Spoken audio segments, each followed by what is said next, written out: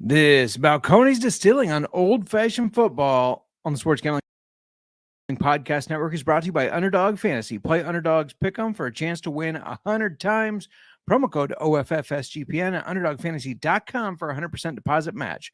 We're also brought to you by Hall of Fame Bets, a sports betting research platform for parlays, player props, and game lines. Download the Hall of Fame Bets app or visit HOFBets.com. Use code SGPN to get 50% off your first month and start making smarter bets today. We're also brought to you by the NASCAR Gambling Podcast. Enter their free Daytona $500 cash and a $100 SGPN gift card at sportsgamblingpodcast.com/Daytona. Hey, what's up? This is Sam Acho, and you're listening to Old Fashioned Football.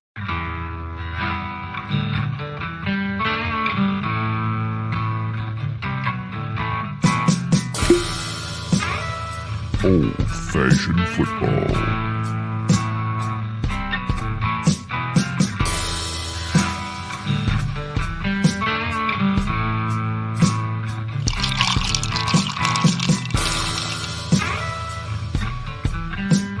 Make this deal right now, you pancake eating mother. All right, deal.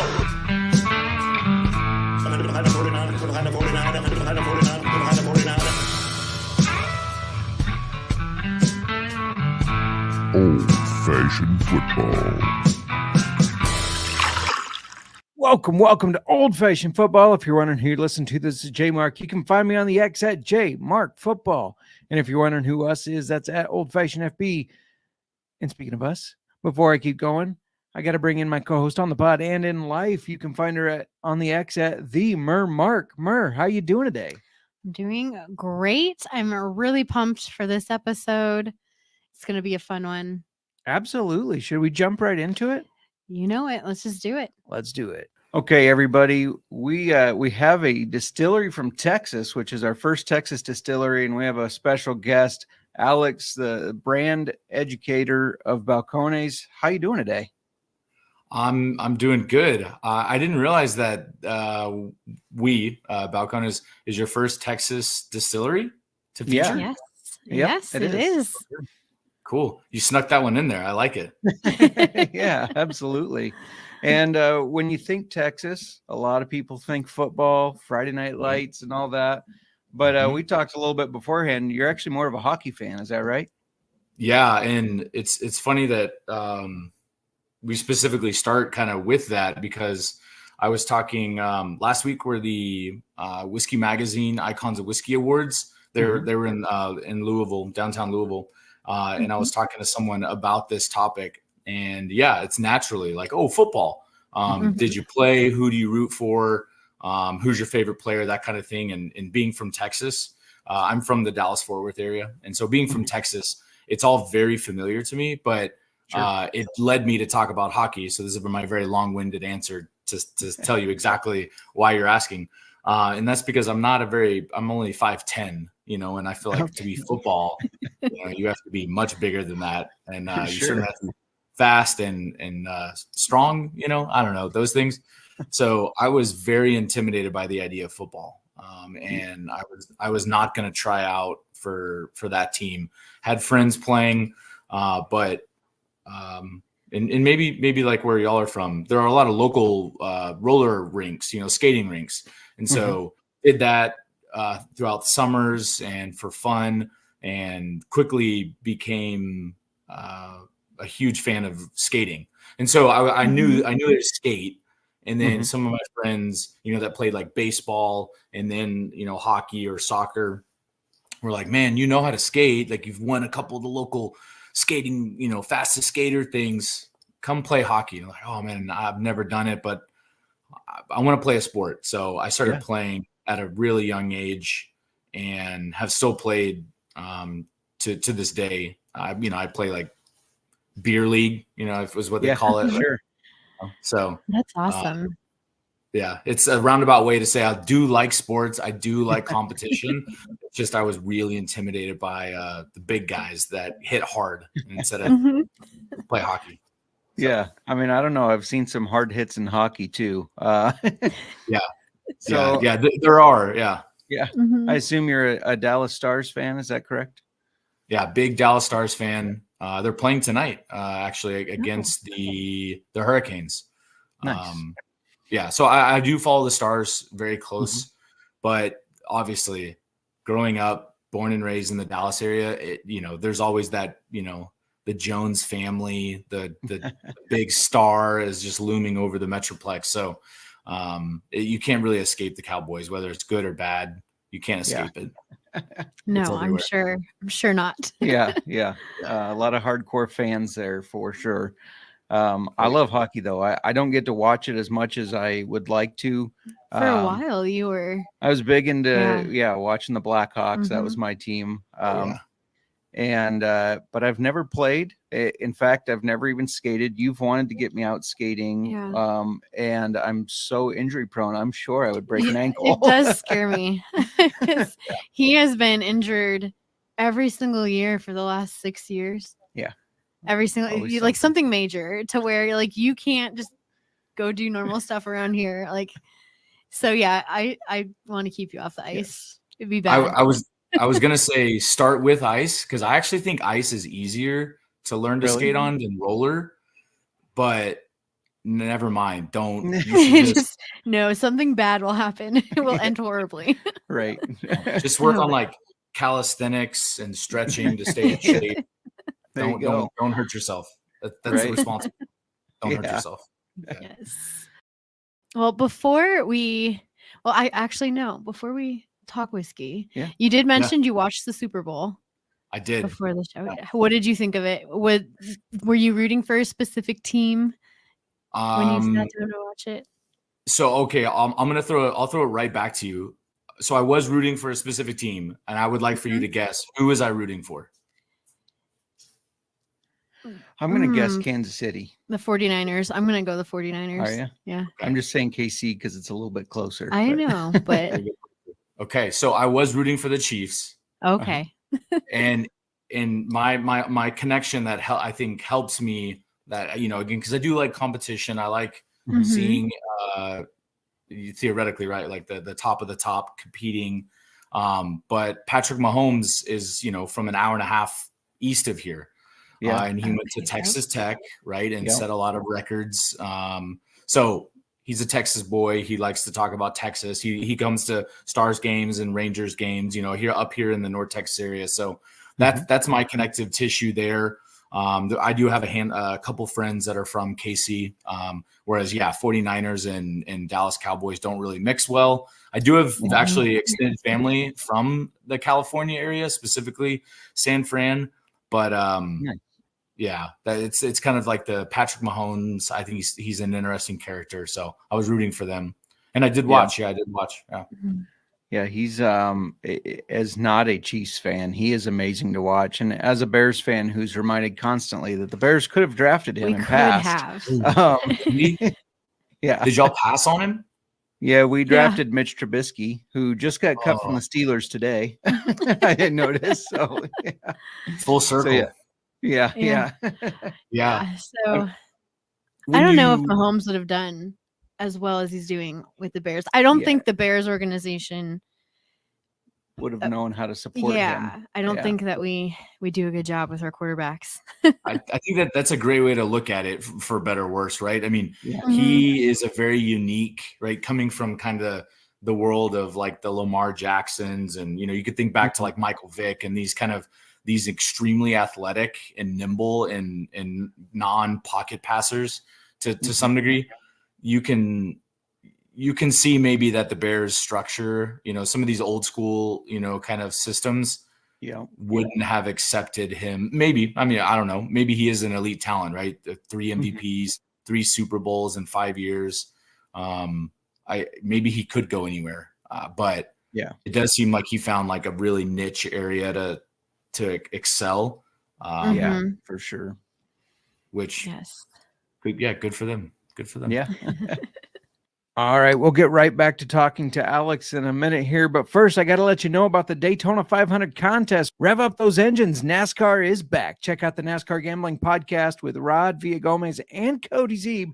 They've got you covered for all things NASCAR and racing, and plus they're just fun to listen to. From trucks to Cup, IndyCar to F1, this show gives you the drivers to watch and the most profitable picks for the weekend of racing. I should know I've made money off their picks. Enter their free Daytona 500 contest for a chance to win $100 SGPN gift card and $100 cash. Go to sportsgamblingpodcast.com/Daytona. That's sportsgamblingpodcast.com/Daytona. Underdog Fantasy has a way to play alongside your favorite fantasy players all season long, NBA, NHL, and college basketball. Simply pick higher or lower on your favorite players' fantasy stats and cash in. You can win 100 times with some spicy plays. Plus, now is a great time to start your best ball drafts on the Underdog Fantasy. Watch along, make your picks, and maybe make a little cash over on Underdog Fantasy's mobile app or website, underdogfantasy.com. And use the promo code OFFSGPN. Underdog will double your first deposit up to $100. That's Underdog Fantasy promo code OFFSGPN. So enough. We can pause with the on football. With the football. And before we talk about like Balcones specifically, what led you to the career you're in right now? Oh man, that's a good question. So I was born into the industry. My dad still works in this industry, drinks, he's worked for a beer distributor in the Dallas area for almost 30 years. And before that, he worked for a different beer distributor. So altogether, that's all he's done basically his adult life. And then my mom, when she was pregnant with me, she helped manage a small chain of spirit liquor stores in the North Texas area. And so really, it's kind of the funny thing to say is that it's like part of my heritage because I was born into the industry. But really, I think kind of like the idea of creativity and hospitality, that world was always attractive to me from my roots. I actually went to college for drawing and painting. So the idea of wanting to create something out of nothing for people to enjoy or share or debate, there's some synergy between the idea of then wanting to make whiskey and share whiskey. So it's kind of like a very roundabout way of saying I'm using like a creative degree in order to create and help with storytelling, things of that nature. But it's kind of a very roundabout way of getting back full circle that I was kind of born into the industry in some way. Nice. Very cool. And what is, and I think we're going to pour the bourbon here, but while we do, can you tell us kind of what the role of the brand educator is? Like what all does your role involve with the distillery and then the product itself? No, it's a good question. I'm wearing one hat, but my role really encompasses a lot of different hats. Historically, I was one of the very first sales hires almost 8 years ago when the distillery was expanding and expanding size, production scale, and then personnel. And so I had actually worked for a beer distributor in the craft beer world and loved it. But our distillery manager called me one day and I knew him. We were friends. I was familiar with Balcones, the liquid. I was a fan. At the time, Balcones was the only whiskey on the market that was made in Texas. So I was familiar with it, but I was like, I'm happy with what I'm doing. And it was like, well, you could have a future here. And that future is kind of like a uncharted territory. So I started in the world of sales and did a stint there, if you will, and then helped start our single barrel program. And then after a couple of years, rolled off into the more digestible title of national brand ambassador. And so my title has changed a lot, but it's because I've held so many different roles. It's kind of like find a need, fill the need when you're growing at an exponential rate like Balcones has over the last 15 years. So it's now only stabilizing over the last year to something that's now more on the marketing side, which is not a bad thing. Again, it goes back to like the creative storytelling. So I work closely with our head distiller, Jared, who's also our founder, and then Gabe, who he's our spirits manager. So he oversees teams that are working on blending, distillation, and warehouse, and kind of flavor development. And so the three of us kind of make up a bit of a creative group that then can help ideate, create, and then do storytelling in a couple different ways. So nice. That's the most concise way I can kind of bring it together. Yeah. No, that's really cool. Yeah, that is. Yeah. So we're gonna do something I guess we haven't done before, or at least in this way when we've brought a distillery onto the show. We're gonna sample like as we go. Yeah. Are you good with that? Instead of just saving it all for the end. So what did you just pour? So I just poured the pot still bourbon. Okay, and we have not had this one. No, because the bottle that was brought to us was the rye. The rye, yeah. Yes. And then we were fortunate enough to be, because we couldn't find it around us, but we were fortunate enough to be over in the Omaha, Nebraska area this past weekend, and we found a couple different bottles of the Balcones. We actually found a lot. We just couldn't bring them all home. Well, this is true. There was a good variety there. Yeah. Oh, that's really cool. Iowa, you probably know this, but Iowa is a tough state when it comes to the world of distribution. Yes. So we've had to kind of pick and choose our battles, and Nebraska, is one of the ones that's and actually, you mentioned Blackhawks earlier, but Illinois, I guess you mentioned the Bears as well. So Illinois, they're much more open-minded than states that are control states and franchise states. So Nebraska, you can find our whiskey, and in Illinois in it as well. So it's a good shout. Nice. But pot still bourbon. So the unique thing about this is you have to kind of know a little bit more about Balcones in general. And so the funny thing is most people probably wouldn't, or maybe they would assume we're an American distillery. Of course, you're going to make bourbon.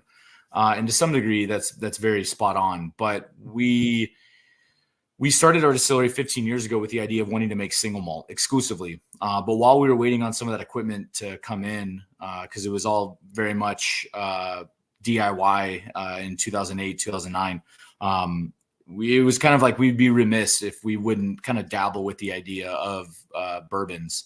And so we did really, really, really tiny runs of blue corn bourbon, a wheated bourbon. And we kind of periodically over the last 12 or so years, we would release them in just little bitty small waves and moments, while again, trying to hone the craft of American single malt. So we are one of the drivers and leaders of the world of single malt, but we do make American whiskeys as well. We have two different parallel lines of production that recenter back on the world of copper pot distillation. So we kind of have to preface by saying, yes, we do make a bourbon, a rye, a corn whiskey, which are very much American whiskeys, right? And we're proud of those things, but our bread and butter and really what we're most known for are our single malts. So with that being said, specifically pot still bourbon, we found ourselves realizing that we were stepping back and doing some kind of internal work, which is really difficult to do, both financially, philosophically, and emotionally, and realize that our whiskeys, not because we're trying to make a ton of money, we're actually really bad at that. We most of our whiskeys are relatively affordable, but we realize that our whiskeys are still very expensive. Our single malts get up into the $69, $79, and $89. And so most of our whiskeys are very expensive, and that's not lost on us. And so we decided we were like, hey, maybe we can make something that was a little bit more price conscious, a little bit more consumer friendly. And we took 3 different bourbon mash bills that we were making and maturing.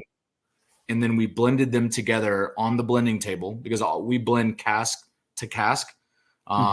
It's not just like select all and then someone dumps it all and then a whiskey is made.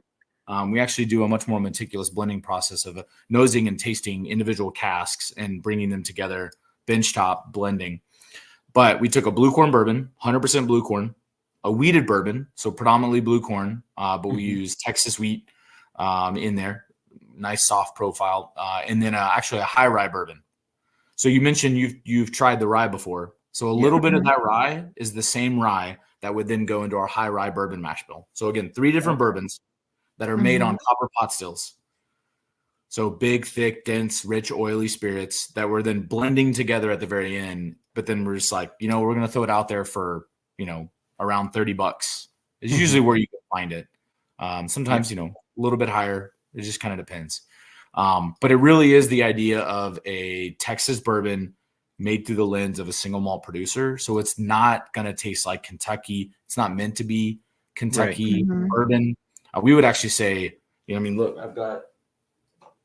we would actually say, go drink Kentucky bourbon if you want Kentucky bourbon. We understand it's not going to be like everybody's bourbon, but I think it's really fun. It's chewy. There's a density to it because we don't do chill filtration, but it is more on the savory side than it is going to be like a big bright maraschino cherry. And sometimes people say with Jack you get the runs and things like that, which are lovely, fun fruit qualities. With this, I think it's a little bit more like a stewed apple, maybe a little bit of apricot, but like cobbler. There's a breadiness, a graininess to it. But that new American oak still does punch through. There's lots of sweetness. There's a little bit of a tannic kind of envelope to it, but it's definitely not Kentucky bourbon. It's Texas bourbon. Yeah. I'm glad you said the apple because is that what you're that is kind of that almost like you said stewed or baked kind of richer apple taste. It's always when you taste them, it's like, especially when you're tasting with somebody from the company, everybody tastes something different, and it's like, man, I don't want to throw something out that's way off base. But I was getting like the apple with the oak. That's kind of what I was picking up with it. Yeah, and these are, again, this whiskey is not too terribly high proof.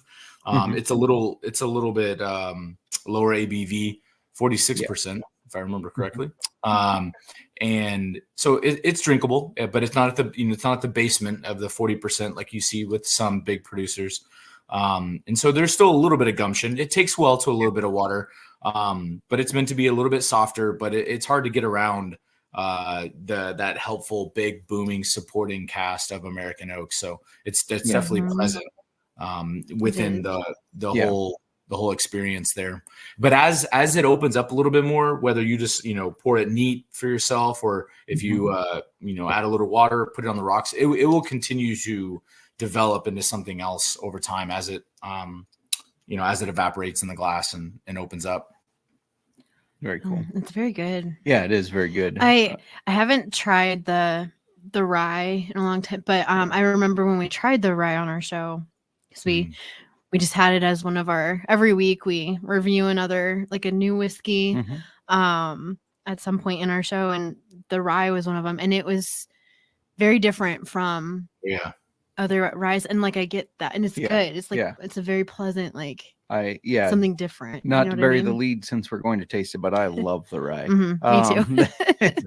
I'm usually, the bourbon is also very good. The bourbon is also very good, and I'm usually if I have a choice, I usually reach for bourbon, but I love the rye, and we'll get to that and some of the stuff. Well, and like you said, we did it on the show. Some of the stuff I pick up from it, and I do get hints of that because, like in the rye, I did get like a nice, really nice tobacco taste, and I'm getting just a tiny bit of that with this. And I don't know if it's because I'm salivating thinking about the rye, and so I'm thinking it, but definitely. Well, I because I knew about the rye conversation. You won't offend me if you pour out what you have, so that if you wanted to jump to it, because there's something else that we could talk about, but I'm not going to show it just yet until we pour rye, because it's a new version, and so this is we can talk about.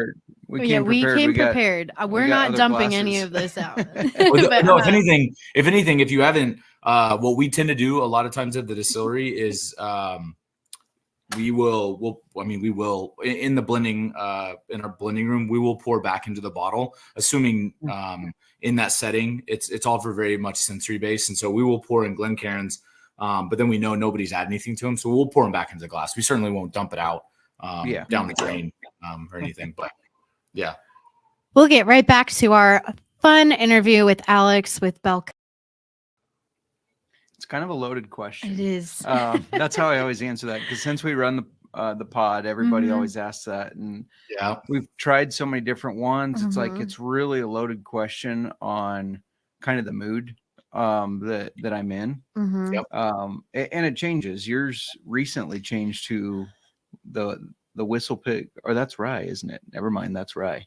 Yeah. Is that a rye? The The Alpha Alpha- One Romeo version of whistle pick. Oh, and yeah, they're- yeah. Mhm. F1. they're like- yeah, yep. That one is it's just very it's different. Very different. I tend to like very different when we're trying things. Yeah. So for let's see, for like just a real cheap one that I always have on Oh, yeah. hand.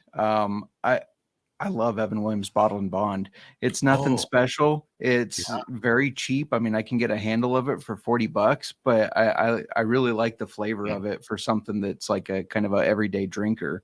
And I've blind tested him before with different bourbons, and he's been able to tell me which one out of like 5 is the Evan Williams. That's the one I can always pick out. I'm like, oh, I know my. So you my do. Bottled You and like Bond that one. Yeah.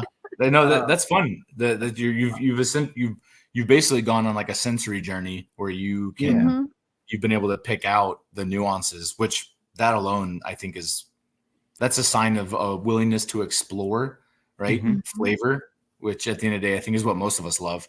Is that obviously there's stories attached to it. If you've been to a big distillery and you had such a great time, there's probably memories associated with that. But right, yeah, flavor profile, right? It is subjective. There's some objective qualities, but subjective, but it's still, that's why what's so fun about it is Mhm. getting to explore and find that $40 for a handle, I can enjoy it, and whether it's football or just watching a movie at night, whatever, it's great. I love it. Yeah, it's fun. Yep. I will say there's not many that I don't like. I can find something that I like about almost all whiskeys. And even if it is just like I try one and I'm like, hey, this would be good in a mixed drink or an old fashioned because it would stand out. There are some that like we try them and it's like on their own, not so much for me, but they're good in a mixed drink because they're going to stand out, things like that.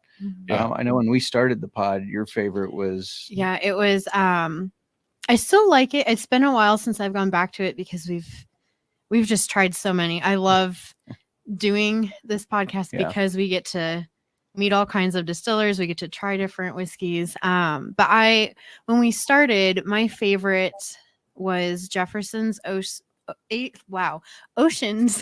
aged at sea. And it was a specific voyage though. Voyage 23.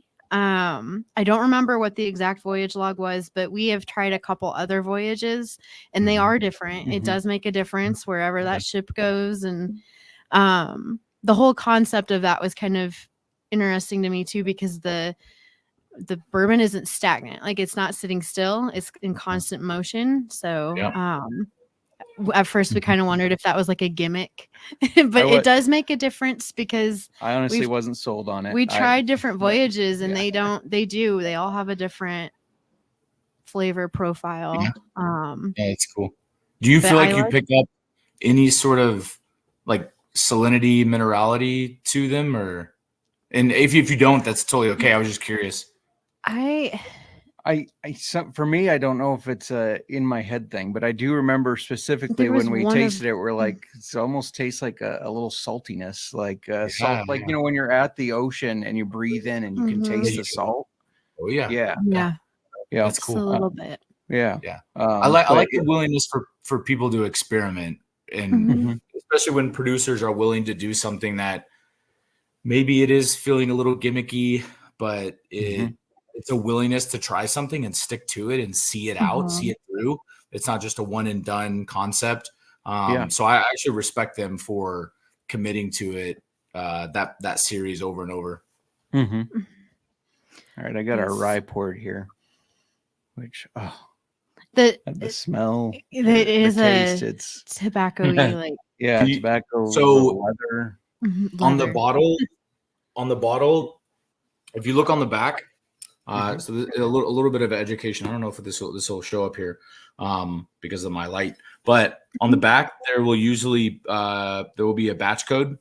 So it'll have the bottling date, and then it'll say something like this is one of our single malts that I'm holding. But this says Texas 1 single malt T1 SM, and then 22-2. So y'all's will say something different, but that's actually what that is this means this was batch 2, or it was the second blend of the year that was bottled in 2022. And then it was the date for this was May 1st, 2023. So you can kind of read our bottles by batches on the back. And so I'm curious, what year is that you have? No, this is the date is March 22nd, 2022, and the batch is Rye 100 21-2. 21-2. 21-2. So yeah, it was the second batch of 2021. But it says it was bottled. In March so it 2022. Is, so I was right. That is 21. Sorry. Yeah. Nice. Yeah. No, I'm curious. So let's talk about that, because that is a weird rye. Maybe the bourbon story was already kind of bizarre, but the rye is equally, if not more, bizarre. And you mentioned tobacco notes, which I think is really, really cool. So when we set out to produce a rye, we were drinking a lot of ryes. And the idea was that we wanted to add to the category and not just mimic or copy what other producers are doing. Mostly because we were just like, that's boring. There are other really great ryes on the market. Where can we think a little bit differently? And with that, we found a farmer and a company in Texas that was helping take a cover crop called Elrod rye. And nobody was really using it. And so we're like, oh, that's interesting. There's actually a rye that's growing here. We didn't know that. So the mash bill of that specific bottling is roughly 80 to 85% of that raw rye from Texas. Okay. So that rye is actually going to be a little bit more like fennel frond versus like dill that you get with a lot of Kentucky and Indiana ryes. So if you think about flavors there, but then the other 15 to 17%. So I'm using kind of wonky numbers because, again, we're blending batch to batch, barrel to barrel. So these differences will vary. So we'll use round numbers and say 85 raw rye, 15%.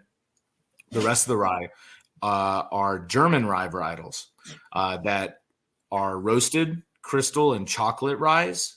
And so they're heavily toasted, heavily roasted, like you would think coffee.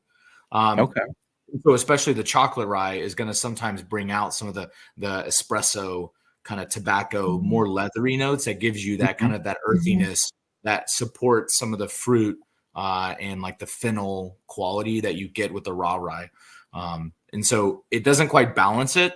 It is pretty heavy handed with the kind of the chocolate and toasted caramel quality, which leads me to something we'll talk about in a second. But does that make sense as to why? I don't know if you knew what the mash bill was before that clearly, and so I'm curious if that changes anything about how you perceive it. Yeah. So for me, the explanation you gave is a great explanation on why when I try this, it's not. I mean, a lot of times you drink a rye and you're like, oh yeah, that's a rye, but this one.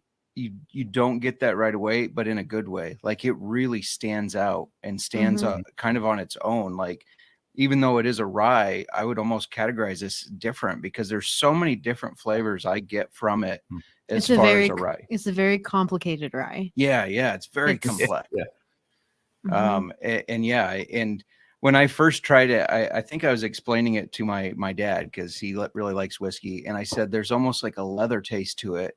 And he's like, leather? And I said, no, but in a really good way. In a good way. Like leathery tobacco. Like even like some of that burnt chocolate kind of like. Chocolate. Yeah. Now that you mentioned like the chocolate, that's what I couldn't place. Like I can get that, but there is that. It's there. Yeah, I don't know.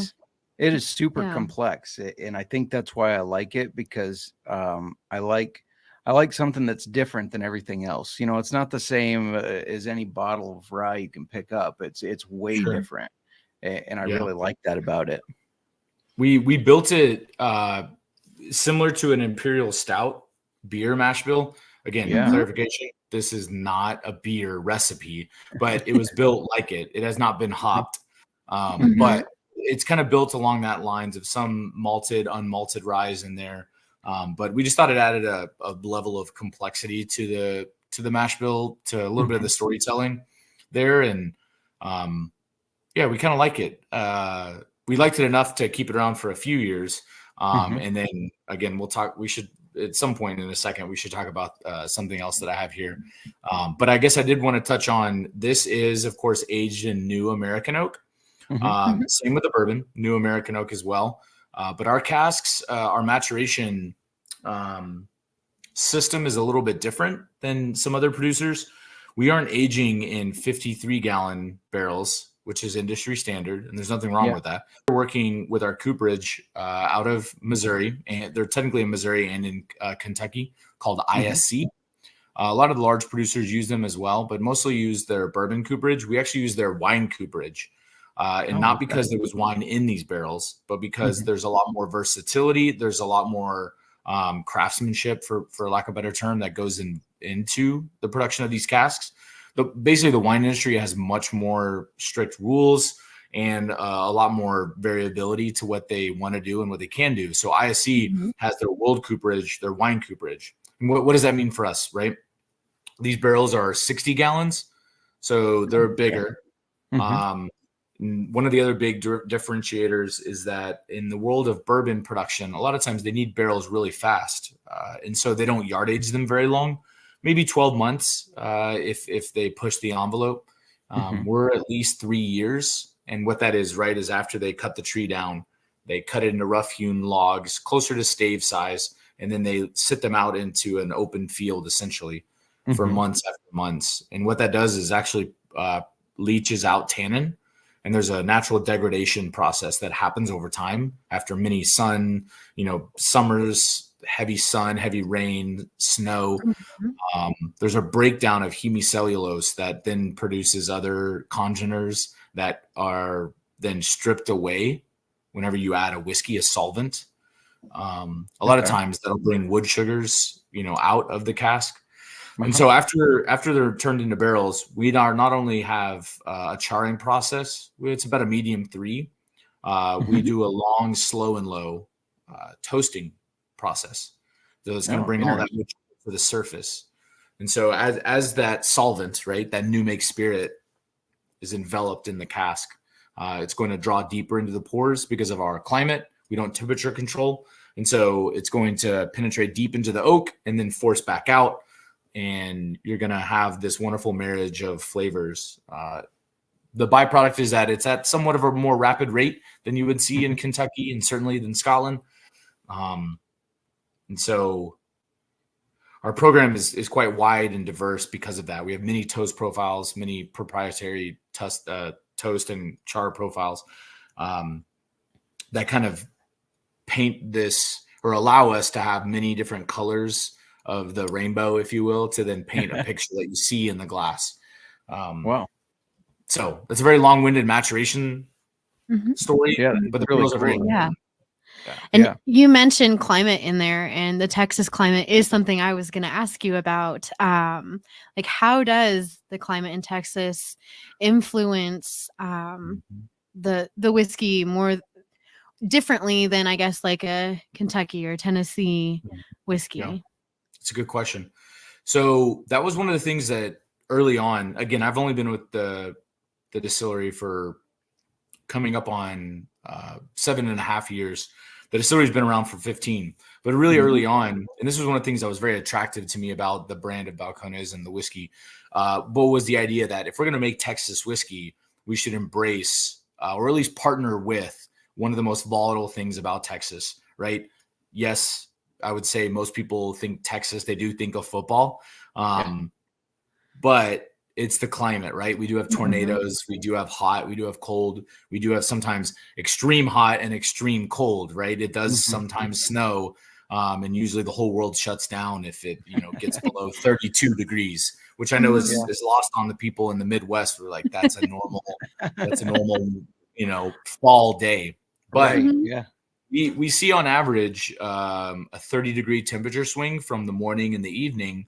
On average, we see a greater swing than any other part of the country, and it's pretty crazy.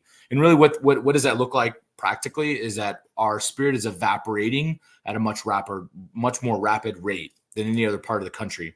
And so we've done some climate experiments, and we're actually going to start unveiling what we've learned about some maturation experiments across the globe, where we produced our whiskey, put them in the same barrels, and then sent them all over the world for 4 years.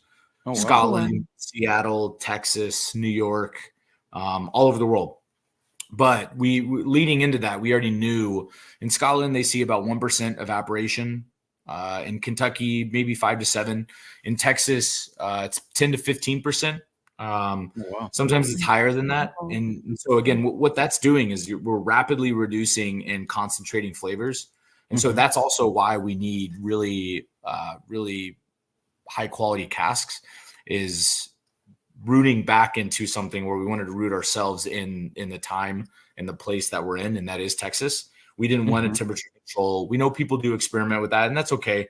But we ask ourselves, how can we actually partner with the climate rather than have ourselves too involved? Because then to us, it's like, is that Texas whiskey? I don't know. So very cool. Yeah, one of our listeners he's in Tennessee. As soon as we kind of promoted that we're going to have Balcones on, and that was the first thing he reached out and said, like, can you ask about the climate? Because he was very fascinated at how it's different based on, Kentucky, Tennessee, those places that are more of the Midwest climate. So that's really interesting. Kind of speaking of the science, I feel like from reading the website, you guys have really dove into the science of the whiskey and the making of the whiskey. And every distiller and distillery kind of has different science behind what they think makes it different or makes it unique. But I was reading on the website about the fermentation techniques that have been created kind of for your recipes. Can you talk a little bit about like the focus that's been put on fermentation? Yeah, that's another area, if you kind of think of a few pillars of Balcones, that would be one of them. And ironically enough, it's one that we haven't over-engineered, is at least our idea, our mentality, is that we're actually actively trying to find areas to, in some ways, remove ourselves as humans from the picture and allow the seemingly inanimate to flourish. And so this is the long-winded answer. We have an extended fermentation. Most of the industry is going to use the 2 to 3 days to maximize alcohol production efficiency, which is totally okay. But we actually read some papers by Beam Suntory that they made public maybe in the early 2000s, where they were doing some dual pitch yeast strains and bringing back the idea of extended fermentation. And so to kind of step back a little bit, a lot of times producers are looking just to maximize alcohol efficiency, and that's okay. They want to produce as much alcohol quickly in fermentation and then move on to distillation. And ultimately, in order to get into a barrel, right? Because then the clock starts, right? They usually have marketing demands, sales demands, and that makes sense. But really, one of the other pillars that we've always been rooted in searching for flavor and optimizing flavor, whether it's through the grain, whether it's through fermentation, distillation, and blending methods. And so the big thing is that we have an extended fermentation that goes beyond 3 days, and that's up to 7 days. The unique thing that happens is after 3 days, we actually allow for the local microflora. There's yeast on everything, right? You could propagate yeast off your skin, out of your hair, off all the silly stuff behind me. There's yeast everywhere, right? And so we allow that secondary wave of fermentation to take place, and that has a really intense souring effect. Lactobacillus is what it's called. And so that strain of yeast is going to land, and that's essentially, they're like zombie yeast. They're just going to eat everything that's remaining after the initial fermentation. And we're going to have a really intense souring effect, where when it comes off fermentation after that day 6 into day 7 and rolling into, I guess, then day 8, it's going to taste like a sour beer. It's very, very, very sour. And we're seeing that those sour compounds are precursors to some really big, juicy fruits that are really hard to capture unless you allow for long fermentations. So Wow. that's, again, it's another area where we're shepherding this process along. This is not us creating alcohol, right? We're pitching yeast. The yeast is waking up in this environment going, oh my gosh, look at all this food is consuming the sugar that we helped unlock. But it's consuming the sugar and it's producing CO2, heat, and alcohol. And obviously the alcohol is the part that we need the most. CO2 of. When we get rid of that, we're drawing ambient air across it for 4 to 5 days, and that's inoculating it with the local microflora. So there's a bit of a house funk that you can only find there in Waco, which again is halfway between Dallas and Austin is where we're at. Okay. Yeah. Very cool. That's the long-winded. No, that's really interesting. Yeah, that is. Yeah. Very interesting. So on this rye, you're drinking what's called Texas Rye 100, right? Which we launched in 2018. And we've launched a new version of that. Okay. So it's only starting to trickle out now. I'll show you what it looks like. Hopefully this stops and you can kind of see. So it is still green. The label's still green. But there's a specific thing that we can talk about that you can kind of see here now. Bottled and bond. Oh yeah. Bottled and bond. So this just like the bottle you have is 50%, right? That's one of the base minimums. But if you look on the back of that bottle, somewhere near the UPC, the bottle you have, it'll have a little bit of an age statement. So again, this is a little bit of education for maybe for y'all, but for anybody else that has picked up or seen. A lot of times you can actually see, right? So we don't have like a giant 4 or a 6 or a 10, in like Scotland, but on the back of our bottles near the UPC, there's usually, it'll say something in months. So does yours say 16 or does it say 24? 24. 24. Okay. So, right. 24 months is 2 years. Bottled and bond. What does bottled and bond mean as far as the base minimum? 4. Yes. Nice. Class done, class over. A plus. A plus. This is a little bit of an elevation of what you're seeing there, in that the minimum age statement here is 4 months, not months, 4 years. 4 years. It's actually closer to 5 years, this blend, all from the same season, still aged in new American oak, but we tweaked the mash bill a little bit. So before we were talking about, rough averages of 85%. This is now 91% raw rye. Okay. Oh, and then the other 9% is the German rye. So we dramatically dropped the German rye in the mash bill, and it balances out. And actually, I think this is the best iteration of the rye that we've come out with to date. It just feels like a more mature version, right? It's like we're growing up, and you're seeing this maturity of flavor develop with this new release. And so it's just trickling out across the market. I'm trying to, so you can see there's a gold foil to the rye. On yours, it's black. I think it's a nice looking bottle. Again, it's kind of hard to see because the light, but this will start trickling out across the country in various waves right now. But it's a little more of a mature variation on what y'all have there. You still get a little bit of the chocolate, a little bit of the tobacco, but the fennel comes out a little bit more. And I think that grassiness is actually going to remind people a little bit more of a Kentucky or Indiana style rye. But still be like, wait, something else is going on here. Like, tell me what's going on. Is it? It's still going to make people think. Which is the fun thing. People should think more, chew on the whiskey. Yeah. We'll have to see if we can find that next time we're in Nebraska. We're going to have to. We just got done talking about requirements for it to be a bottled and bond. And we've actually had quite a few listeners reach out wanting to know about requirements for it to be labeled as a Texas whiskey. Because I know there's different certifications, regulations you have to meet for it to be labeled a Texas whiskey. Can you tell us about what those requirements are? Yeah. So you can see again, so you can kind of you can see it there, certified Texas whiskey. Here it is. on Baby Blue. This is actually the first legal Texas whiskey that was ever made. We do still make it. It's a corn whiskey. I've got a fun football story about this that we can talk about in a second. But what is Texas whiskey, right?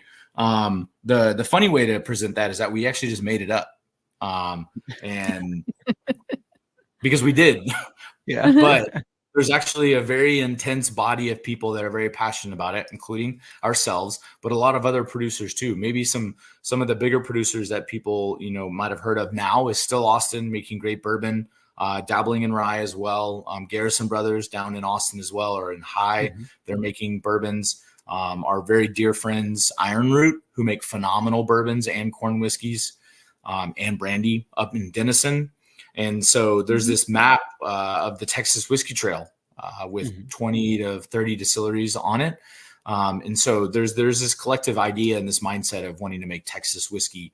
And so the Texas Whiskey Association is helping govern the idea of certified Texas whiskey. And that means that you're making grain to glass whiskey and bottling it in Texas. So it's pretty easy to chew on the idea of what that is. It's very similar to if you're trying to hold on to the idea of make Tennessee whiskey or a Kentucky whiskey. It's made, it doesn't have to be Texas grain. It can be pot distilled or column or hybrid. It can be in new oak. It can be in used oak, but it must be whiskey, of course. So our vodka friends, our rum friends can't technically, fall into that category. You can't have additives or fillers, things like that, but it is grain to glass production and bottled, of course.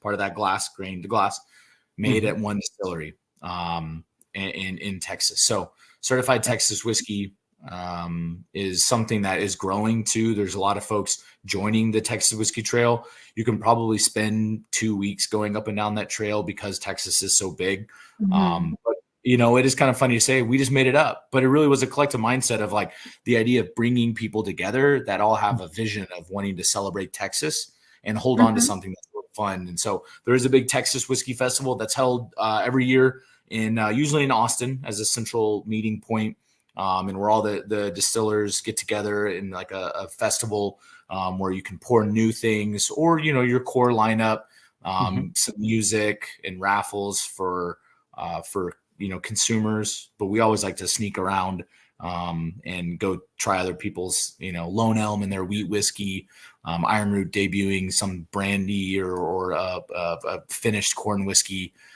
So it's a really cool moment in time to be a part of, writing a chapter in the book of whiskey, right? Instead of just like following in the footsteps of other people. It's like, well, maybe we can do something here.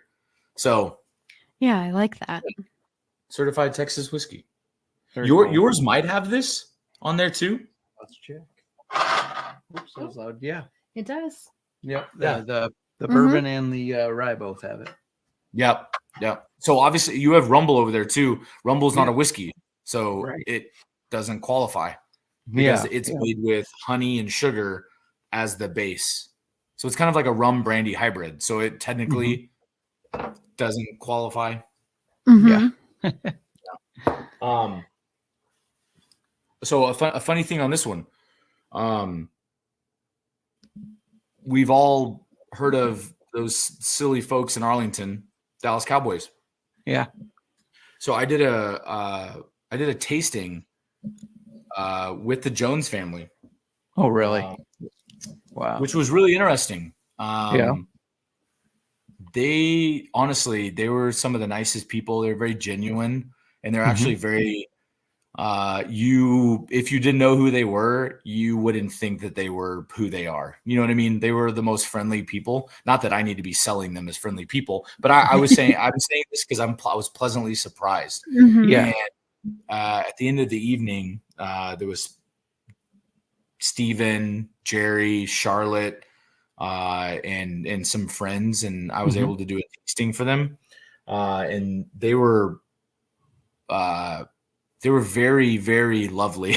And they ended up loving this whiskey. They were just like, this is the best thing that we've ever had. I think they also had a lovely evening with the pre dinner cocktails and the wine that they had. So I think they were also just having a joyous moment. Sure. that helps lubricate that conversation, if you know what I mean. Mhm. But they were just like, wow, this was great. We love this whiskey. I had a whole spread and showed them some other whiskeys. But funny enough that this was their favorite, Baby Blue, corn whiskey, right? Kind of funny. Yeah. Yeah. That led to some other funny conversations, but that's my only connection to football outside of just like following it on TV is like I met the Jones family and they were lovely. That's really cool though. It is. And it's cool to hear to me.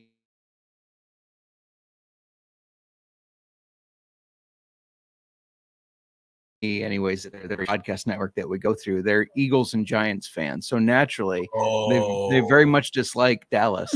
And you hear so many stories about Jerry World, and it's his world, and we're all living in it. So yeah, it is nice to hear like from somebody who's actually met them and not just a rival fan of how down to earth they are and everything. Yeah, I mean, the Cowboys maybe again this year are valued as the most valuable franchise in the world. They're up there with some of those humongous Premier League soccer teams, right? Yeah. But they certainly don't act like that. And there was very much an intentionality that I appreciate, right? It's a level of intentionality that you can, and I know everybody's busy. There's a lot of things going on in the world. They could have easily just treated me whatever, but they didn't. They were very kind, and they wanted to ask me questions about myself and my family and the whiskey, of course.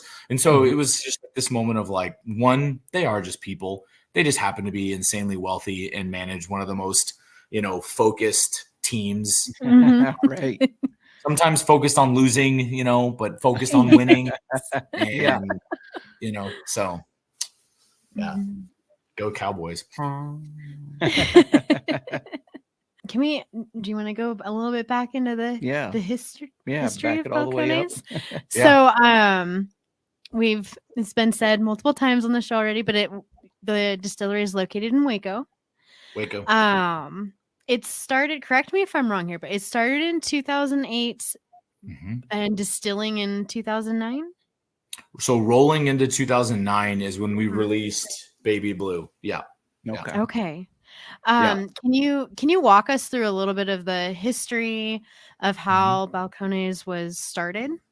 Yeah. So originally the idea wasn't to make whiskey. The idea was to open a beer bar in Waco. A couple guys were in a homebrew club. They really liked the idea of making beer, but then quickly figured out that they also had a common love for single malts, Scottish single malts. It was like, well, nobody else is doing this. Maybe we can figure this out. We can tinker around and do our own thing. And one thing led to another. And it was like this really scrappy maverick DIY idea of wanting to make whiskey. And just like a lot of other stories often go, this idea that they started producing some things were like, wow, this actually doesn't taste bad. Is it good yet? I don't know, but it's certainly not bad. Share it with enough people and folks are like, you're on to something. And there's just already this itch and this drive to that we haven't arrived. We still say that today, that like we haven't arrived. We're still trying to figure out what we're meant to do with our whiskey and our own lives. But and so it's this constant itch to dig deeper into what could be done. And so in the early days knew we wanted to make some American whiskeys, but focus on single malts. And so we were able to scrap together enough money, again, with the original set of guys, and get this old welding shop that we still own today. And that was our original distillery, which is about 2,000 square feet. And it's about 6 blocks. Yeah, 6 blocks from where we're currently producing all of our whiskey. But from 2008 to 2015, we were in that building. We got our new building in 2015. But it's all been 100% copper pot distilled since day one. We just kind of expanded that idea and that production scale and size in 2015 into 2016. And then we've been in our current facility ever since then. So there might be questions that roll off of that, but that's kind of the origins of Balcones when it comes to production side. The name, we often get a lot of questions about, and that's its own little story. And so in rooted back in the idea of wanting to produce single malts in the world of, Scotch kind of mindset, that's what we were consuming at that time as a brand. you name yourself after a place rather than a person. And again, there's nothing wrong with this, but you think about Evan Williams, Jim Beam, E.H. Taylor, Stitzel Weller. These are all named after people, right? And again, there's nothing wrong with that concept. But in an old world kind of idea, you name yourself after a local landmark, a water source, a region of the country. And so this is an idea kind of rooted in that. And Balcones is actually a fault line that runs down through the Gulf of Mexico, up around and bends around up into Waco. And so if anybody has been to Austin or been around the hill country, you see a lot of undulating hills and sometimes cliffs, limestone cliffs. And so this is actually an artist rendering of the plates coming together. But in reality, we later figured out the plates are actually separate and more like this. And they actually form a balcony. So it's actually a Spanish word that means balcony, balcones. And you can actually see it in Waco. There's Lover's Leap, where the Brazos and the Bosque rivers meet, and the big cliffs. And then it looks down upon a friend or a foe, I guess, back then.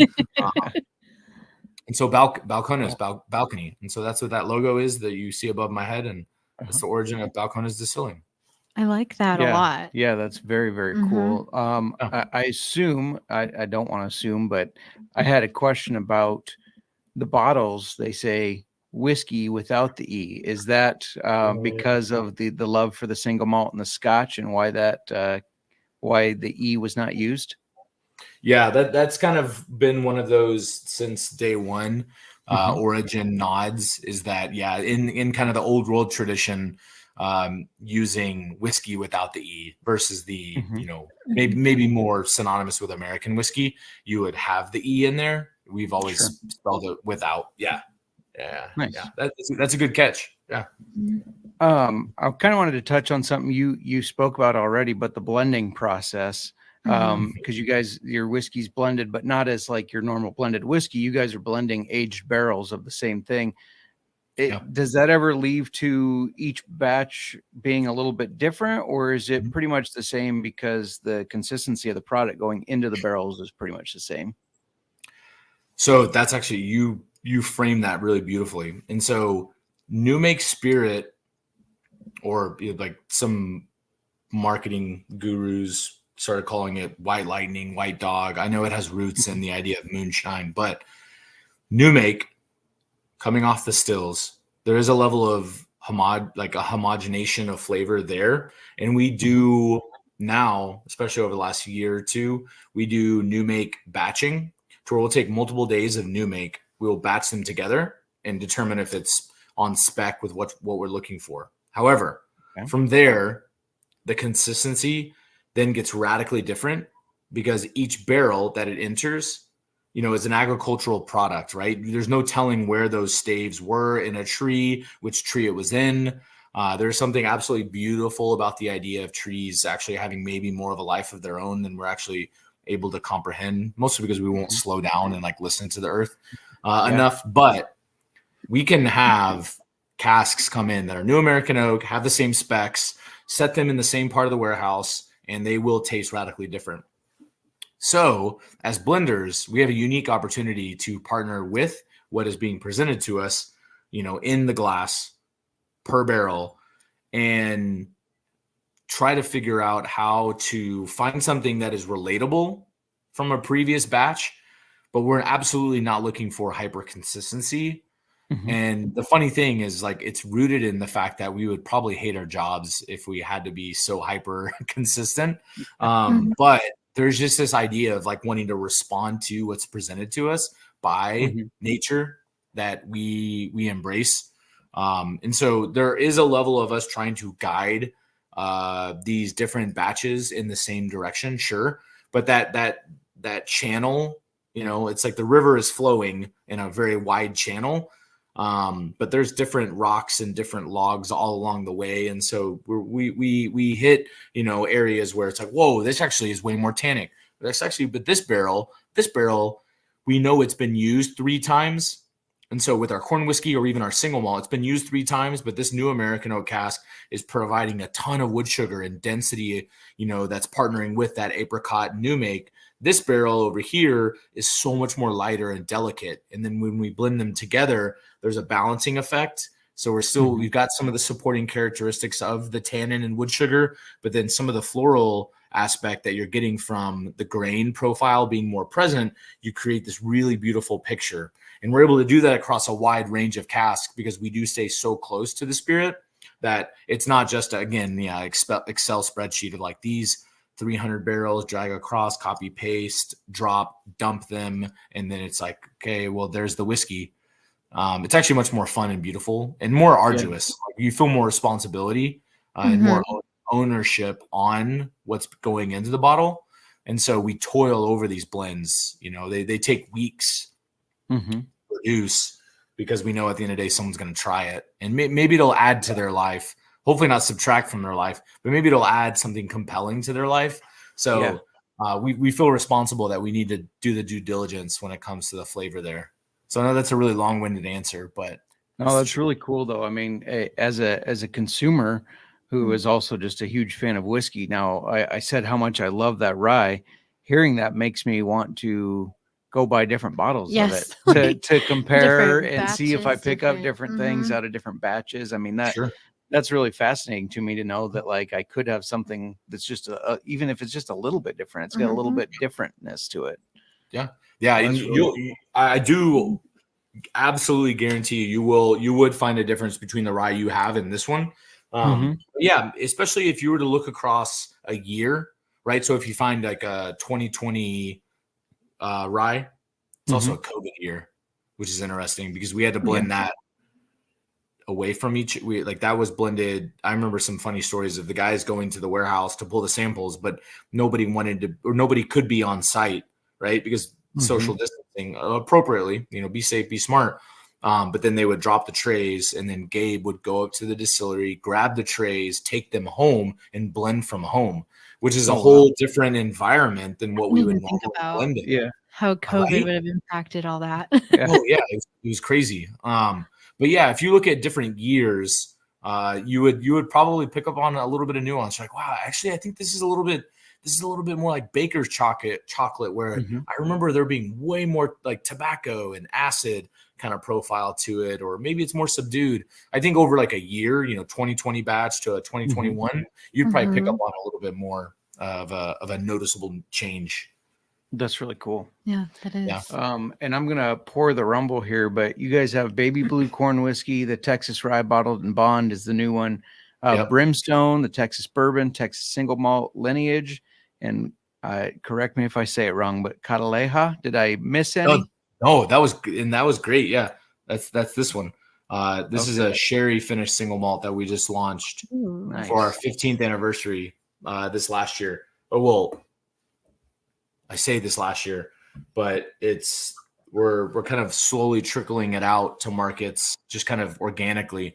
But we launched it at the distillery for our 15th anniversary in October. But yeah, the way it's funny, and I'll throw it out there. It sounds more doom and gloom, and I'll even preface it that way. But we're starting to do a lot of self-editing. So Rumble, even what you have there, I'm curious, the Rumble bottle that you have, what does it say on the back as far as the date? So this one's from it's a 21-20 bottled in 21. Bottled in 21? October 4th of 2021. So 21-1. Yeah, did I not say You that? said 21-20. Oh, 21-1, sorry. Yeah. So that's that's batch 1 in 2021. Okay. Yeah. Good job. Nice. Hired. A+ again. Yeah. Hired. So we are no longer making Rumble. And so anything that people find, I think we stopped blending Rumble in 2022. We're no longer going to produce it. We've been wanting to do a lot of self-editing anyways. We felt like we've gone on a lot of these kind of like, we've seen the world in a lot of different ways. We've done a lot of international traveling, if you will. And it's now just like, you know what, we have a time and an opportunity to really develop the garden in our backyard, rather than experiencing these culinary flavors across the world. And so pulling back on this idea, we're starting to do some self-editing. So Rumble will be going away. The rye is going to be changing. But Baby Blue, Lineage, and the Texas One Single Malt, which is the first pour I had, are kind of going to be the driving ships for Balcones. Rumble is a fan favorite, but we're actually not going to make it anymore. It's a bit of a cult, there's a cult following to it because it's a weird one. I think that's just because Texans are weird and want to chew on. Which one is your favorite? Just curious. Yeah, My favorite is probably a special release that we haven't spoken about. It's actually, I'm gonna see if I can do this above my head. Okay. It's called Mirador. So, but otherwise, Lineage is my favorite daily drinker. But Mirador, you can't find where. There it is. I'll grab it. You can't find it. We haven't released it in a couple years. Okay. But if you like the color is, I don't know that you can see. Yeah. Whereas with Texas One, see how dark it is? Oh yeah. Oh yes. Yeah. So Mirador, these are basically the same whiskeys. It's more complex than this, but they start out as Golden Promise, which is a Scottish barley. Mirador is aged in used oak for 4 to 5 years, and Texas One is aged in new oak. So used oak, new oak. Interesting. They're blended differently with different mindsets, different ideas, but this is just like lemon meringue and like Manuka honey. It's just like so soft and delicate. Whereas Texas One, which is probably what we're most known for, is much more deep and intense and rich. This is a special release, and I just find it to be lovely. So this is probably my favorite. Yeah, but my favorite daily drinker is Lineage, because you can find it now around the States. Yeah, nice. And you're not making the Mirador anymore? So we're launching a new version of it in May. But it won't be like the one I just showed you. It'll be a variant on it. So that's all I can say for right now. But there's a variant of it coming out. So this is we haven't told anybody. So I'm telling you. Breaking news. We have a variant coming out that will coincide with the solar eclipse that's happening. Oh, that's cool. It's going to pass through Texas and right over Waco. So we have a variant of Mirador. It will be called Eclipse coming out. Very cool. Yeah. Single malt. Yeah. So Rumble that we're tasting right now, I know you said you're not producing it anymore. You can still find it since we found the bottle, but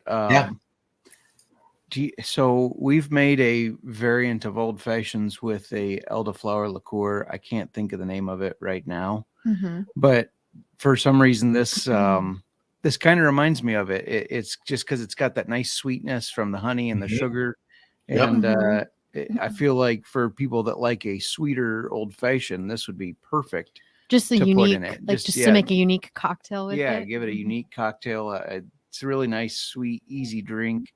I really like this. This is a very, very probably too easy of a sipper. And it's 47%, so it's not too crazy, but it's also not in like a liqueur range where it's 30% or something. But yeah, this we talk about this with the idea that it's kind of like a rum brandy hybrid, and what I mean by that is there's turbinado sugar and honey, which you can make a rum out of. But then there's the figs that, brandy, you could make the fruit you could use to make brandy. So it's kind of like a rum brandy hybrid, but we produce it just like we would any of our whiskeys, double batch copper pot distillation. And then we age it in American oak and French oak. French oak is very expensive, and so we're trying to walk away from French oak because it's so expensive, and because we want to focus more on American concepts, new world concepts versus old world, and we don't want to be harvesting French oak. Sure. So it is like there's like these moments where it's like, is this like a finished whiskey? You're like, I don't know, it's a little funkier and fruitier. Maybe it could be a rum to some like, people that have a big rum palate. But it's a weird one. It really is. We've made it forever, but we made a decision to kind of pull back on it. There's a lot of people that love it though, especially in Texas. And it's grown legs, and we've distributed it to quite a few states, and I'm trying to think if we've exported it to any other countries. I don't think so. I think we've only ever sold it in the States. But I do enjoy it because it's floral. There's a fruitiness to it. It's sweet without being like sugary sweet, but it is definitely sweeter than anything else we make because of the base grain. Or it's not even grain. I think the fig is what hooked you, isn't it? You saw the fig and you're like, I was just reading it because we found it next to well, it was a debate between this and brimstone. It was. I wanted the brimstone. You wanted the rumble. It was different. And I lost. It was the label and just reading it, it was like, oh, this is different. I want to try this because it was like that wildflower honey and the fig, and I was just. To be fair, we were with my parents because we were celebrating my mother's birthday, and my birthday is in April, and I took them to the brimstone, and I said, just so you guys know, birthday idea. There you go. Yeah, just like snap a photo and just like, next time. Exactly. Yeah. You'll be texting a photo of that like every week. Until your birthday. Just a reminder in case you guys forgot. Yeah. The rumble is, honestly, this might sound silly, but if you take a little bit of rumble and then add champagne, it's kind of like a French 75. That's a really fun way to consume it. That'd be a boozy French 75, but it's fun because a lot more of that fruit and the floral quality comes out. But that's like a kind of a fun cocktail application, I guess. Yeah. Or cava, prosecco. It doesn't have to be champagne. Eventually, we're we have a bar downstairs in the house that we bought, and we're going to redo it and make it kind of speakeasy-ish. It's going to be called the Brass Giraffe, and we're gonna make like a menu of cocktails and stuff. And I think that would be a neat one to put on there. It would be. So we're gonna have to go find another bottle of this since it's going away. And then make a fun like a seasonal cocktail. For sure. There you go. I just see doing all kinds of different stuff with this. That's a fun one too for kind of like the holiday thing. Think about the idea of like cranberries and a little bit of like the sparkling quality, like a sprig of rosemary. You can get some kind of like holiday kind of things coming out of there without it being. I mean, I guess you could make it very dessert like and festive, which is a fun way to look at the application, not just like savory or sweet, but then you start bringing in more herbal. And that's a fun way to have rumble as well. Yeah. Nice. Yeah. So I have to ask you, because we ask everybody we bring onto the show, what is your favorite? We don't ask everybody what their favorite non-Balcones whiskey is, but what is your favorite non-Balcones whiskey? So outside of Balcones, what's your favorite? What's my favorite? I think so I'll throw out a couple different like qualifiers. For availability, bourbon, I will say Maker's Mark. I do really love. You can find it anywhere.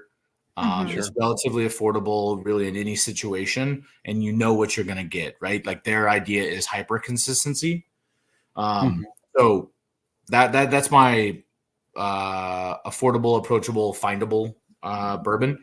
Four Roses, I think, is my favorite bourbon, though, especially their single barrels, because they're so vastly different, and you can go on a journey chasing, different yeast strains and things like that. I probably spend more money on Scotch in single malts. So I'll then quickly take a 8-hour flight over to Scotland and say Glendronach and maybe Glenfarclas are my favorite. Just because the grain is so present and lovely, and they're not peated. So it's they're much softer and more floral. They do a lot of wine finishing that is like very beautifully integrated between those two different producers, Glenfarclas, Glendronach. So I can't just dial it down to one. So I just threw out a bunch of. Okay, I love this. We recently were asked to do a Scotch review, and we had never done one. We had never done one because we've we just have. It's been bourbon, rye, yeah, American whiskey. I mean, so I want us to start because we do have a following that does like Scotch. Yeah. What was the first one? So we just did our first one. I know, and it was the very first Scotch I've tried. I was told I butchered the name, but it was Tomatin. Tomatin. Oh, I don't know if I don't even know that one. Tomatin, Tomatin. Oh, Tomatin. Tomatin, thank you. Yeah. See, we got that too. We were getting corrected left and right when we were. So we picked that one because it is finished in bourbon and sherry casks, and we're like, oh, we're dipping our toes in the Scotch with one that's finished in bourbon. But it is something that we have one listener in particular, Karen, that she said she's been drinking Scotch for 30 or 40 years. So big Scotch person and wanted us to incorporate some more Scotch into the pod. So and we're gonna have to look for. Is there a specific one of those two? Well, I would even say. So with that idea, I think something that you can find that is still actually very good and is not like there's a lot of blendeds, right? We practice blending, but not blended, right? Like Johnny Walker is blended. They buy whiskey from a bunch of different houses of whiskey producers, and then they blend them together. So there's a lot of blended products on the market, but something like Glenmorangie is something you can find anywhere. You could go to a random bar for the most part, or any liquor store, and you're going to find something Glenmorangie. That's usually a really fun one to review because they're lower ABV. They do have some really fun finishes that make it to the market, but it's very approachable. Price points usually aren't too crazy, and they're not so esoteric that it's going to turn people off. They're not peated. Glenmorangie's releases aren't peated. So I think that's actually a really great place as like a bridge. Macallan is one people like a lot, right? But it's more expensive. Glenmorangie to me is a good one to go with for kind of a little bit of a bridge into that world. Yeah, we're gonna have to go find ourselves a bottle of that. And So kind of flipping back to Balcones. How many states are you guys distributed in, and can listeners order online if they don't see it at their liquor store? So the majority of our volume, I guess, if you will, is Texas based. We're in 46 states. So most of them, including Alaska, actually. Nice. Which is fun. Iowa is not one. I'm going to Ohio soon, maybe, for an event. You can order our whiskey through a few e-commerce websites, but we are not legally allowed to ship from our distillery, Texas law. So it's like, dang it, you got to come visit. We do have unique things that are available only in the gift shop, including beer. We make beer at the distillery, a tiny amount. You can buy it on draft or in cans. But there's a lot of great retailers on the East Coast and West Coast that do ship. Drizzly and Reserve Bar, things like that. Sealbox maybe too. There's quite a few, but you can find us online through online retailers. Mostly our core whiskey. Every once in a while, an LTO, a special release like. Which again, you did a lovely job saying it, Catalea, which is a heavily sherry finished single malt. Sorry, the label's not really picking up very well, but no, it looks really I cool. Like that. Though. That's really neat looking. Yeah. We used a local artist in Waco, an illustrator, and she helped us draw the label. That's cool. She did a great job. You can find through a myriad of websites. They're just not ours because we can't ship legally. Or are you guys in Minnesota? Minnesota. I think so. Think so. Yeah. Okay. I was already thinking Ace Spirits, yeah. Yes. So we had the owner of Ace Spirits, and we kind of have a friendship / partnership with him. So any of the listeners, I highly recommend check out. Make sure if you can't get it at your liquor store, check out Ace Spirits. Well, does he? We'll have to look into it, or otherwise I'll bug him about it. Bug him Yeah. because I'd like to be I like able to bugging get him it. about like, hey, Yeah. can you get this? Because I can't get it here, and I want to order it. Yeah, no, see what he can get, right? I think that's like Yeah. the best thing anybody can do, especially working through independent retailers. You know, no offense to the chains of the world. They're great for, you know, specific purposes. And sometimes independent retailers grow to have multiple units and become a chain, right? But Yeah. a lot of times you can form really dynamic relationships by going in and you know, even, you know, with the whole hey, I had this. What can you get of this brand?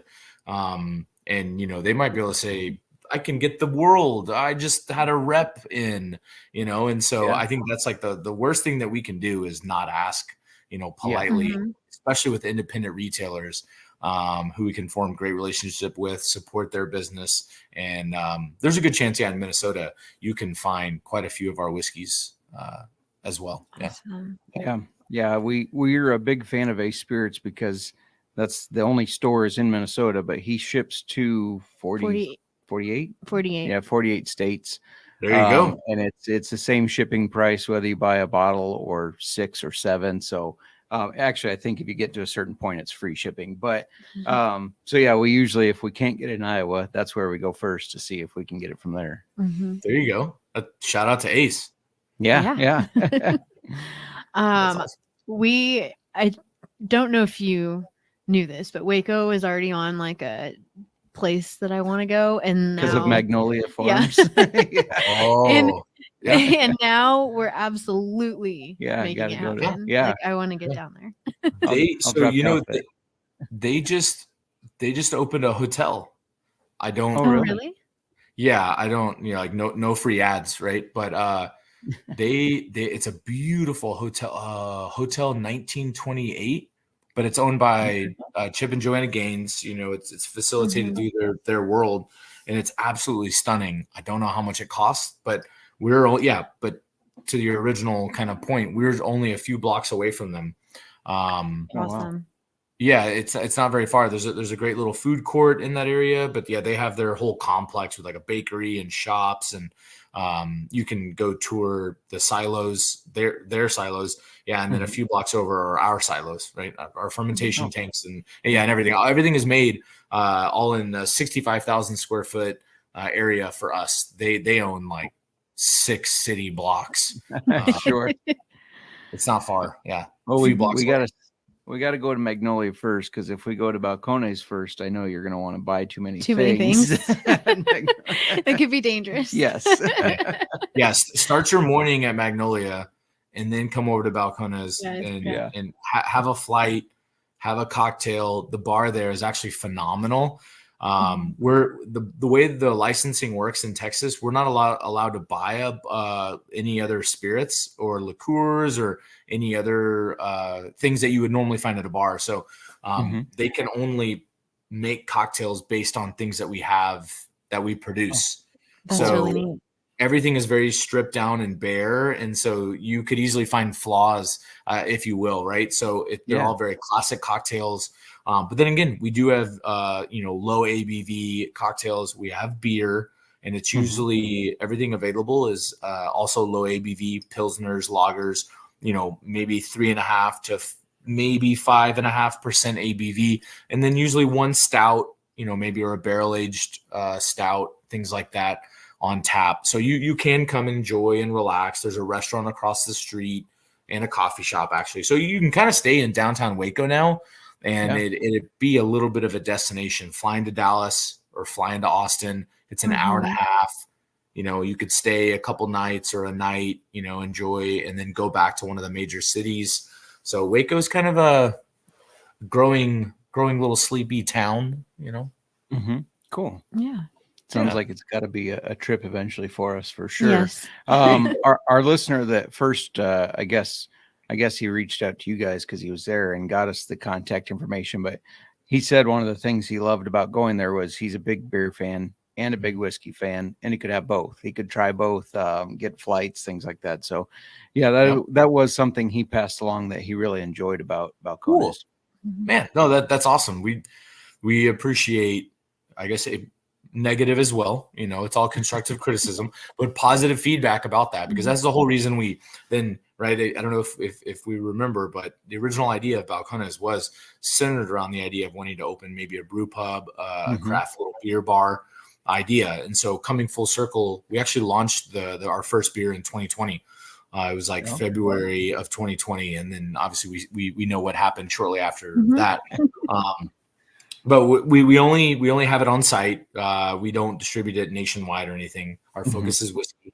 We just happen to make a little bit of beer because we like drinking it, but then also we know that not everybody can sit around and drink 46 to, cast. We have cast strength offerings as well. So that will be quite taxing quickly. And so a nice lower ABV lager or pilsner is sometimes easier to, sip on. So yeah, for sure. Very cool. So for any of our listeners, highly recommend you check out Balcones. We've only tried 3 of them, but I love the rye. We got to try the single malt. I really want to try the brimstone.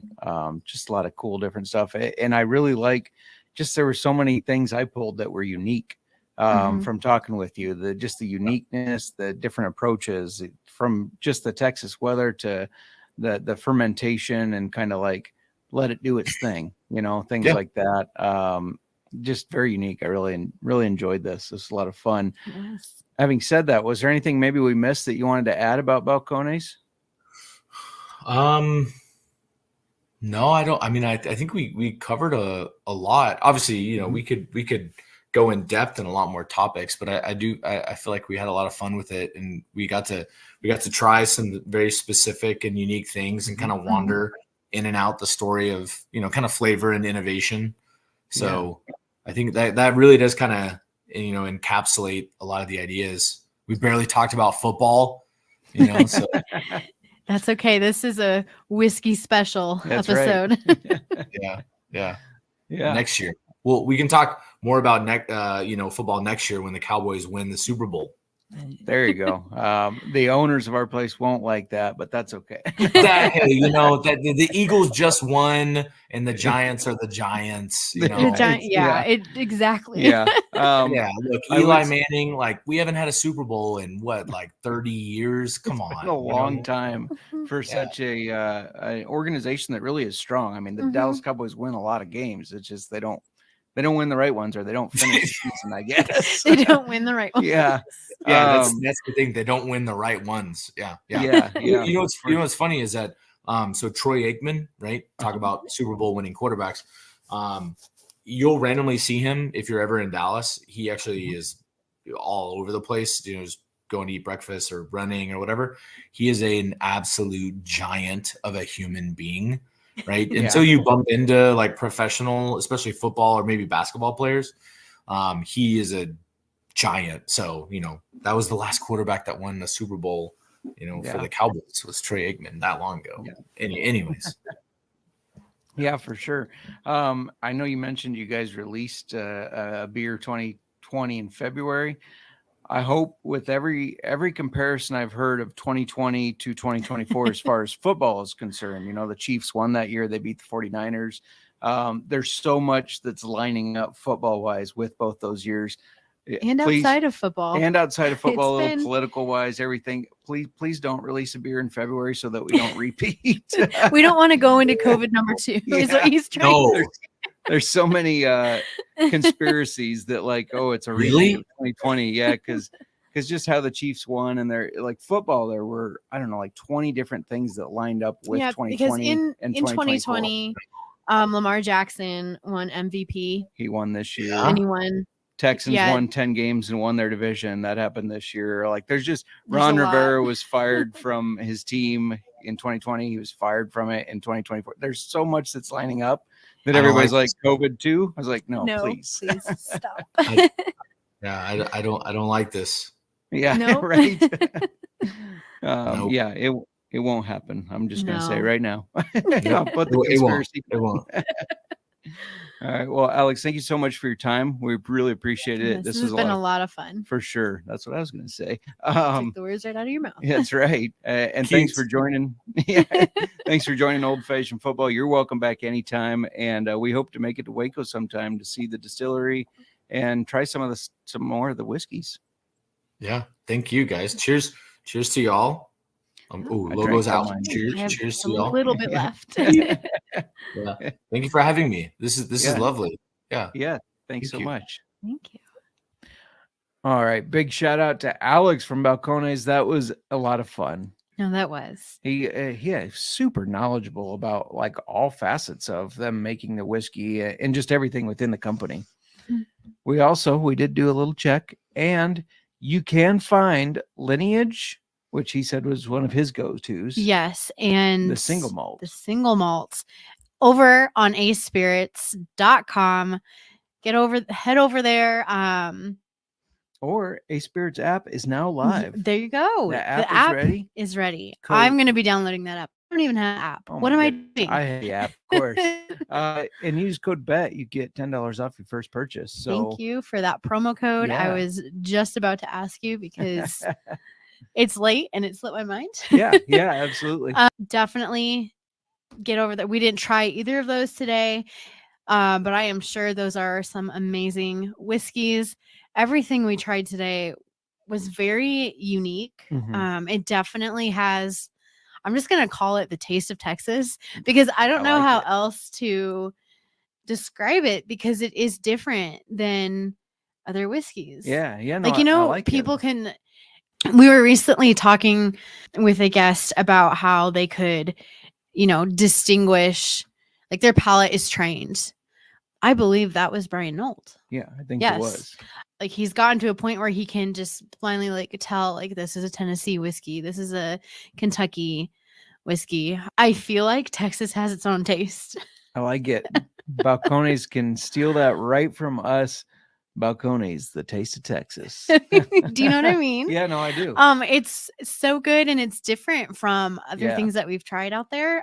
In such a good and pleasant way. Yeah, absolutely. Pleasing it's very pleasing. I would say out of what we tried, if you're a rye person, well, even you're more on the bourbon side of things, but you really like the rye. The rye is just, you can get your hands on a bottle of, ours was batch 2 from 2021 on the back of the bottle there. If you listen, and that's how you tell what batch and what year it was made. That is a very, I don't know. And I'm excited to compare that with the new rye that they have coming out. Absolutely. Same thing, but different balance, I should say, of the thing because of the mash bill. Yeah. Yep. Yeah. We got to get our hands on that for sure. This has been a fun one. Like I said, a lot of information, a little taste of Texas, as you said. You got anything else to add? No, it was fun. And my whiskey is all gone. Mine's done now. Going once, going twice. Sold.